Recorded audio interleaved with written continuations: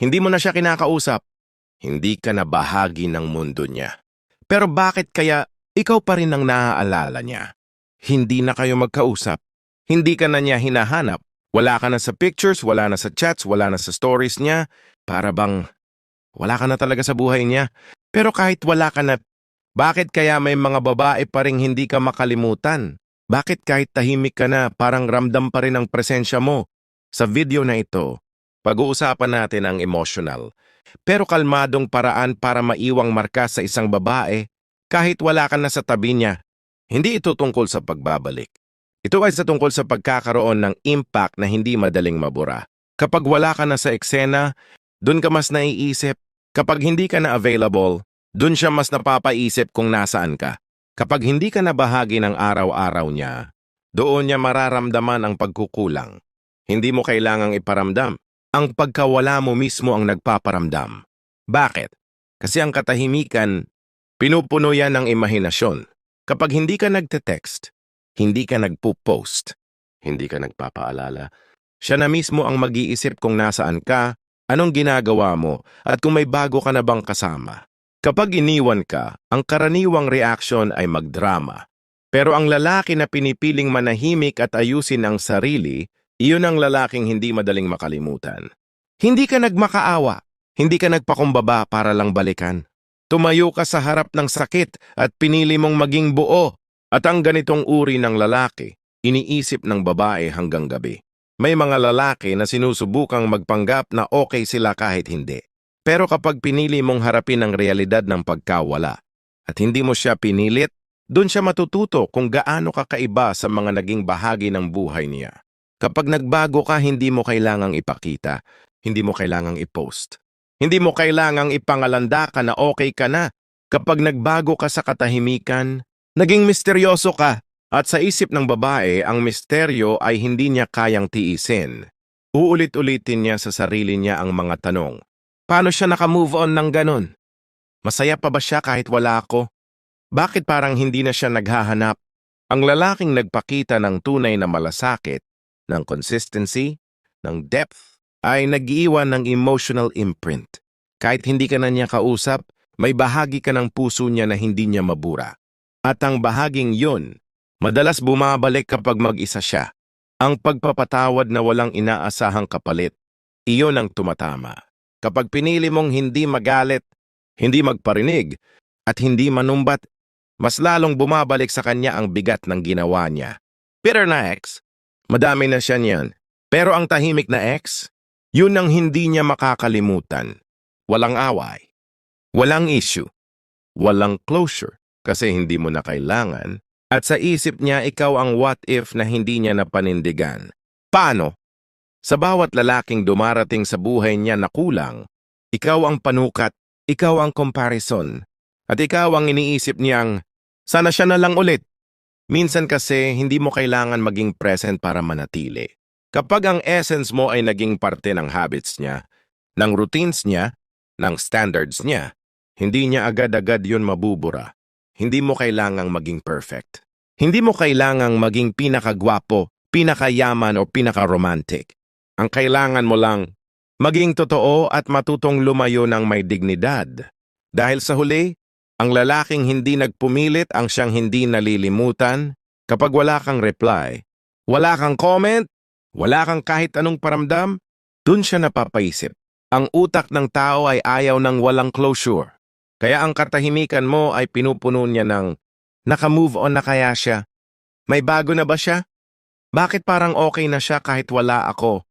At dun siya nagsisimulang mag-emote kahit hindi mo sinasabi. Kapag hindi mo siya sinagot, hindi mo siya may-message kahit may chance, hindi mo pinost ang bagong buhay mo, naging misteryoso ka. At sa psychology, ang mga bagay na hindi natin maintindihan, yun ang mas nagiging obsessive.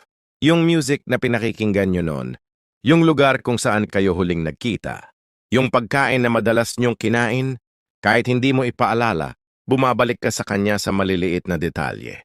Hindi niya ginusto, pero nariyan ka, parang multo ng nakaraan. Kapag naging consistent ka noon, sa effort, sa salita, sa oras mo, ikaw na ang standard niya. At kahit wala ka na, kumakapit pa rin siya sa memorya ng kung paano ka magmahal. At lahat ng lalaking dumarating, hindi niya maiwasang ikumpara. Kapag hindi ka bumalik kahit may pagkakataon, kapag hindi ka nag-text kahit pwede mo naman gawin, nagtataka siya kung bakit. Proud ka ba? May iba ka na ba? Hindi mo na ba siya mahal? At habang iniisip niya ito, ang value mo ay hindi bumababa. Bagkus, tumataas. Wala kang pangungulit. Wala kang kamusta na. Wala kang miss kita. At doon ka mas naalala. Dahil pinili mong irespeto ang distansya, hindi saktan ng dignidad. At yan ang hindi ginagawa ng karamihan. Hindi ka nag-post, pero biglang may common friend na nagsabing, "Uy, nakita ko siya." Okay na siya. Hindi mo sinabi, pero nakarating sa kanya na may sarili ka ng negosyo, fitness journey, o bagong routine. At habang siya ay stuck sa dating emosyon, ikaw ay tahimik na umangat. At ang tahimik na pag-angat, mas maingay sa isip kaysa sa kahit anong post. Lahat ng proof ng healing mo, hindi mo kailangang i-broadcast. Wala kang need magpabibo. At dahil doon, mas naging totoo ang progress mo. Kaya kapag naramdaman niyang gumanda ang buhay mo kahit wala siya, hindi siya makapalag. Habang tumatagal, hindi ka nawawala. Bagkus mas lumalalim ang tanong, bakit hindi siya bumalik? Bakit hindi siya naghabol? Anong meron sa kanya na kaya niyang palayain ako ng ganun lang? At sa bawat tanong na yan, mas lalo kanyang naiisip. Sa bawat kwento ng heartbreak niya, nariyan ka. Sa bawat kwento ng lalaking hindi niya pinili, pangalan mo ang naiisip. Sa bawat sayang, ikaw ang subject. Hindi ka bumalik, pero hindi ka rin tuluyang nawala. At yan ang lalaking hindi niya basta mabura. Sa panahon ngayon na lahat ay nagmamadaling magparamdam, ang lalaking kayang manahimik at hindi maghabol, siya ang lalaking hindi rin basta makakalimutan. Hindi mo kailangan ng second chance. Minsan ang tunay na impact ay nasa desisyon mong huwag nang balikan. Kapag una kanyang binlock, akala mo galit siya. Pero kapag nag-unblock siya kahit wala kang ginagawa, ibig sabihin gusto niyang malaman kung okay ka ba. Curious pa rin siya, interested pa rin siya, at kahit ayaw niyang aminin, gusto pa rin niyang makita ang presensya mo kahit sa malayo. Lesson learned. Mas okay pala pag wala na. Hindi ko na uulitin. Pero kung titignan mo, parang ikaw ang tinutukoy. Kung wala ka na sa isip niya, bakit parang ikaw pa rin ang topic? Ang indirect post ay isang indirect confession. Kapag binanggit ang pangalan mo, hindi siya nagagalit. Hindi rin siya nagpapakita ng kaba, pero napapangiti siya. O kaya nagtatanong ng palihim. Okay na ba siya? May bago na ba siya? Parang gumaganda na ang buhay niya, no? Ito ang hindi direktang senyales na curious pa rin siya sa'yo. Kapag may bigla kang na-receive na hi mula sa dati mong kakilala, o kaya tinag ka sa isang old memory, malamang siya ang may pakulo. She's testing the waters. Ayaw niyang magmakaawa, pero gusto niyang malaman kung pwede pa ba siyang bumalik sa eksena mo. Kapag may biglang scene galing sa kanya sa mga stories mo, o kaya mga likes sa lumang post mo, ibig sabihin nag-i-stalk siya. At tandaan mo, ang tao na nag-i-stalk, hindi pa naka-move on. Hindi ka na niya pinaparamdam physically, pero digitally sinusundan ka pa rin niya. Napapansin mo ba? Puro throwback ang post niya. O kaya balikan ng mga panahong masaya siya. Panahong kasama ka. Bakit? Kasi sa kasalukuyan, walang masyadong spark. At ang utak niya bumabalik kung kailan siya totoong masaya. At nandun ka. Kapag nagsimula na siyang ikumpara ang bagong kasama sa'yo, ibig sabihin, ikaw pa rin ang standard. Kapag ang puso ng babae ay hindi pa rin buo, hindi siya mapupuno ng iba. Kahit ano pang effort ng bagong lalaki, ikaw pa rin ang emosyonal na laman ng damdamin niya. Walang pangalan, walang mensahe. Pero sa mga kwento niya, sa mga galaw niya, sa mga mata niya, may kulang. At ikaw lang ang may alam kung ano yon.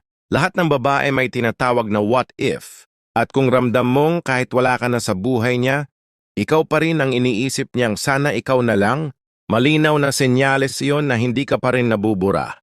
Hindi mo kailangang marinig mula sa kanya ang salitang namimiss kita para malaman mong hindi kanya makalimutan. Minsan, ang mga kilos na hindi niya kayang sabihin ng direkta, iyon ang mas malalim. At kung ikaw pa rin ang iniisip niya sa gitna ng katahimikan, ikaw ang hindi niya sinasadyang minahal ng mas matagal kaysa inakala niya. Hindi mo man siya pinili sa huli, pero kung minahal mo siya ng totoo at buo, yon ang huling impresyong dala niya habang buhay. Hindi mo siya pinilit. Hindi mo siya sinaktan. Pero minahal mo siya ng may respeto. At ang klaseng pagmamahal na yan, hindi yan makakalimutan kahit ilang taon pa ang lumipas. Kapag pinili mong patawarin siya, hindi dahil sa kahinaan kundi dahil sa lakas ng loob mo, mas lumalalim ang respeto niya sa'yo kahit hindi niya yan aminin. At ang respeto kahit hindi mo hilingin, iyon ang pundasyon ng alaala na hindi niya mabubura. Ang mga sinabi niya, galit, inis, pagtatapos, maaaring makalimutan niya yan. Pero ang hindi mo sinabi, ang katahimikan mong puno ng dignidad, yun ang babalik sa kanya kapag wala ng ibang maingay. Nagbago ka, umasenso ka, nag-ayos ka ng sarili mo, at hindi mo siya isinama sa kwento mo. Hindi out of hate, kundi dahil pinili mong magmahal sa sarili mo. At ang babaeng nakakakita ng ganong klaseng pag-angat, hindi makakalimot. Konsensya, hindi dahil masama kang tao, kundi dahil alam niyang hindi kanya pinahalagahan ng sapat. At habang nakikita niya ang nangiti mo, ang success mo, ang peace of mind mo, mas napapaisip siya kung bakit hindi kanya yun kasama. Pinakawalan mo siya hindi dahil wala kang pake, kundi dahil alam mong hindi mo kailangang ipilit ang sarili mo sa taong hindi handang lumaban. At ang ganyang uri ng freedom, masakit sa taong hindi kayang suklian ang pagmamahal. Habang namumuhay siya ng wala ka, habang may mga bagong taong dumarating, napapaisip siya kung paano mo siya minahal noon. At sa bawat pagpili niya, ikaw ang comparison. Ikaw ang sukatan. Ikaw ang standard. Walang apology. Walang closure. Walang drama. Pero ramdam niyang hindi ka galit. Ramdam niyang pinili mong bitawan siya dahil mahal mo rin ang sarili mo. At ang klase ng lalaking marunong bumitaw, yun ang hindi niya makakalimutan. Kapag naging tahimik kang alaala, wala kang galit, wala kang guilt trip, wala kang demand. Ikaw ang uri ng ex na hindi niya kayang burahin sa puso niya. Wala ka na sa buhay niya. Wala ka na sa tawanan niya, sa kwento niya, sa araw-araw niya. Pero kung paano ka nagpaalam, kung paano ka nagbago, kung paano ka naging mas mabuting lalaki nang hindi siya kasama, yun ang dahilan kung bakit habang buhay, may parte ng puso niya na nakalaan pa rin para sa'yo, kahit hindi na kayo. Kung alam mong hindi ka niya makakalimutan kahit hindi ka na bumalik, comment mo sa baba, tahimik akong nawala, pero ako ang alaala niyang hindi na mabubura. Like kung alam mong mas malakas ang epekto mo sa pagkawala mo, subscribe for more Stoic Tagalog, content para sa mga lalaking tahimik pero malakas ang dating.